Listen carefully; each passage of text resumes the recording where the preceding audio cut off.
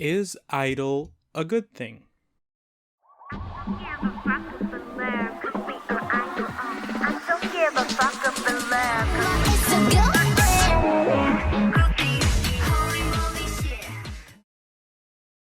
Hey guys, hope you're doing good. Today I have a bit of a shorter video.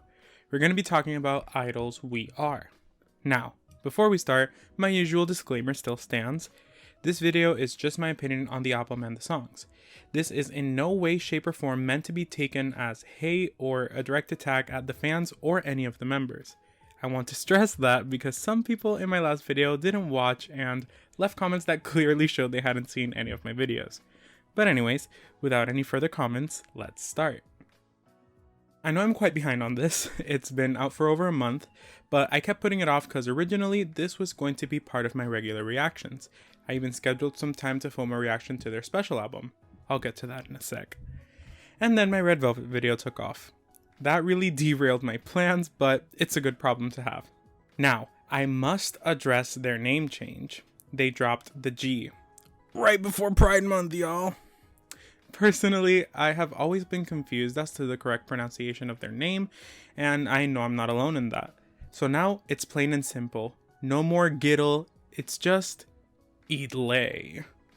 In all seriousness, from what I found online, this change is to symbolize a new era for them as a group, because it's after they renewed their contracts, and to move away from being defined solely by their gender as a quote-unquote girl group, since the G in GIDLE stood for girl. Now, talking about their special album, We Are I-dle. It consists of 5-member versions of their previous singles that included Soojin. If you're new to the channel, I was Soojin biased, so this felt kinda like a low blow. OT insert new member count versions are nothing new. This album in particular I feel caused a bit more controversy because of the teasers. If you weren't around at the time or just missed the teasers and theories, so many people, and I'm ashamed to say I fell in it too, thought that somehow Soojin would come back. Now, saying this with the power of hindsight and the utilization of half a brain cell, I can clearly see and understand how this was never gonna happen. However, falling into that hive mentality, it was fun to think about. The coffin, the new logo clearly missing a piece, the use of Soojin's lines in the trailer. It was also interesting to try to dissect. But then, the album dropped, and so did the G, and so did any remaining ties to Soojin. I'm gonna be honest and say I haven't heard the songs, but I also haven't heard any discord about them online, so I'll let it be. Regardless, this video isn't about that.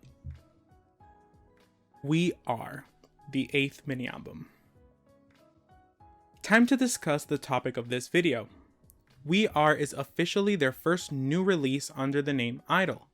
The mini-album consists of 6 songs and it's about 17 minutes. This EP is a lot of firsts for them. Like I mentioned, this is the first time they released new music under the new name, but this mini also started a new naming convention for their projects. Previously, with the exception of their second studio album, properly titled 2, all their releases used the I prefix, so think I Am, I Trust, and their last, I Sway. With this new era, they want to focus more on them as a unit. Because of that, they're starting a We naming convention, drawing a parallel to their first album, I Am, by titling this newest release, We Are. To tie in and really incorporate that sentiment of we, for the first time on a project, they all wrote, and most of them composed a song on the album, with the exception of Soyoung, who did 2, and Shuhwa, who didn't compose. Knowing these facts really makes me enjoy this album a lot more. I won't lie, after the Soojin scandal, I kind of fell off I-dle while everyone was sort of jumping on. I haven't heard B-sides off an album since I Burn. Technically Heat, but I don't count that one. I have obviously heard their singles and know most of them, but I just didn't have that curiosity anymore. So this rebrand was successful in reigniting my love for the group. So with that out of the way, let's go song by song. Good Thing. Starting off with Good Thing. Wow, what a song. The lyrics don't really make sense to me, but they don't have to. They've brought back fun K-pop. This to me feels so second gen. And if you know me, I love second gen K-pop. The auto-tune, the way the production feels like it's artificial and deliberately robotic, the attitude, they served. My one complaint is that it's too short. I would have loved if they had kind of like a record scratch. I don't know how to explain the sound, kind of like and then the chorus sounds kind of slowed, muffled, and distant, while there's like a thumping beat keeping the tempo. I know other songs have done it, but for some reason, the only example I can think of right now is Egoista by Belinda featuring Pitbull.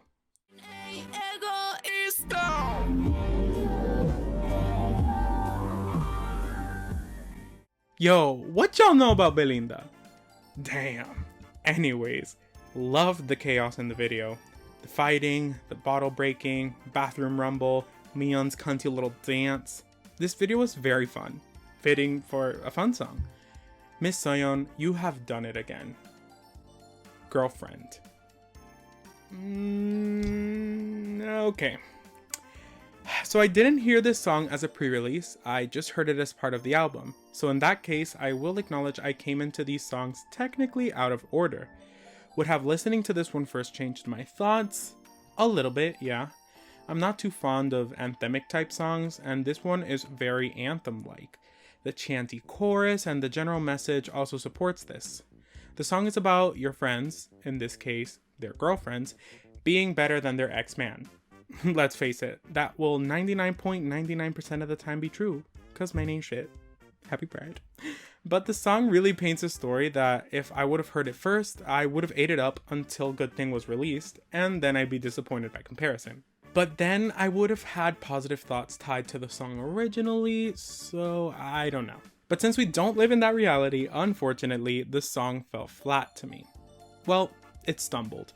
The redeeming qualities it does have for me are the rap, because of course, it's Soyeon, and the cursing. I literally gasped at the chorus, especially since there wasn't an E4 explicit on Apple Music.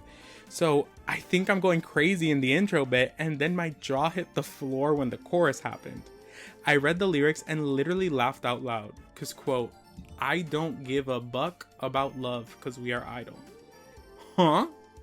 And then they also say, let's go chat about your ex. You know what? Good for you, Soyeon. I might not see the full vision, but I'll see a little bit. Love Tease. This is my song. It's so good. Uki ate that. Even though the song clocks in just shy of 2 minutes and 30 seconds, they fit in 2 verses and pre-choruses, 3 actual choruses, a bridge, and an outro. It's like a drive-through, but for like a song. You get everything you need in the meal, quick, easy, and it's delicious. A lot of fast foods can't say that though. Briefly talking about the lyrics, the song is about the narrator recognizing that they have a pattern of playing with their partner or potential suitor, saying in the pre-chorus, baby protect your heart, stay really far from me, before I make you my toy. The lyrics really paint a back and forth between the narrator and the love interest. They do things to make the other person fall, knowing that they're quote-unquote toying with them. The listener receives 2 warnings in the pre-choruses, but in my interpretation, even though they, I-dle, might seem self-aware, I believe they want or need the validation, but can't truly handle the thought of this other person rejecting them because they're already in the narrator's mind, stating in the bridge, oh pretty baby, you're driving me crazy, don't tell me no maybes, you're spinning round my head like rodeo. Hesitating, pick me like a daisy, I'm so tired of always waiting, you're spinning round my head like rodeo. Then, assuming that the love interest fell, the narrator boosts their ego by reassuring themselves that they're the shit by saying in the outro, look at me, I'm worth it, I'm picture perfect, I'm making it dance all to the night. They're hot and they know it. Truly, no notes. Chain. So this song is my second song, but after reading the lyrics I can see why. So to me, this song offers the other person's perspective from Love Tease. In this song, the narrator is so entangled with the other person that they lose themselves, but that's also what they want. Stating in the second half of the chorus, erase me until I'm only in your memory. Your pain, my love, is so deep, I don't want you to set me free. To me, this is the narrator willingly surrendering themselves to this person. allowing that person to change them and sort of mold them to perfectly fit what they need. But the narrator clarifies in the pre-chorus that they weren't like this, stating, "The devil you made me is uncontrollable, patiently creeping into your body and mind, need no invite." Tying in one of my last points on love tease. In that song, even though the narrator felt in control, they wanted that validation. In this one, this narrator wants to give them that, but they also know that they need to hear it, creating this perfectly toxic codependency.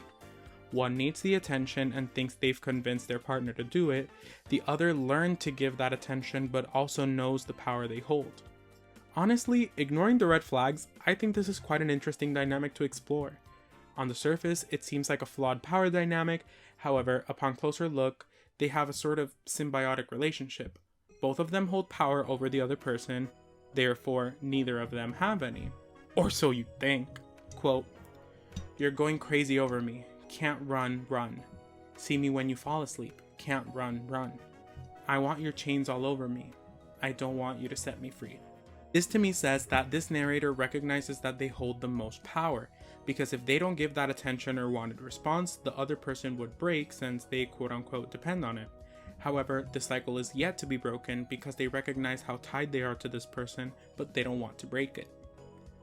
I don't know if these songs are meant to be linked, but I really love this hypothetical storyline I created in my head. It's really cool to immediately follow one song with the other's perspective, and the tone change also really helps convey this air of mystery and kind of toxicity to a certain point. Again, no notes. Unstoppable. Another banger. I could try and link it to my previous theory, but we'd be here all day.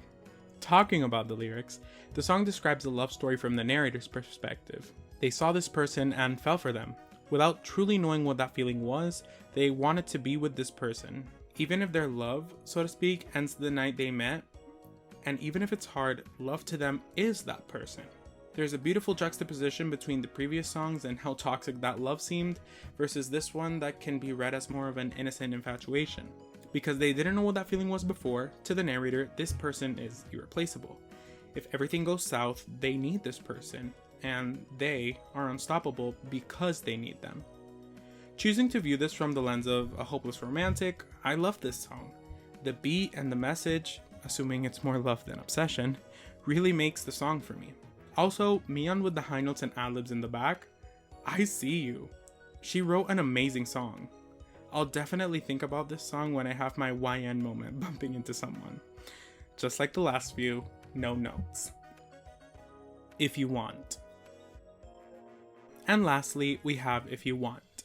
This one feels like a punch to the gut. It also sounds like a K-drama ending. I'm picturing 73 angles of Shuhwa getting hit and bounced off a truck. Jokes aside, this is a very beautiful song. From what I gather, this song is about them being appreciative of their past lover breaking their heart, because it made them mature and grow. They used to be sad and upset, but they can now see that it had to be that way. That heartache made them who they are now, and they thank that person on the day they said goodbye because now they are better because of it. I really like how this song doesn't pretend it's all sunshine and rainbows now. It feels realistic to me because even in the lyrics, the narrator allows themselves the space to feel the sadness again if the feelings are brought up. So the other person doesn't have to comfort them, but they end the song with a request of sorts. Just don't ever love like this again.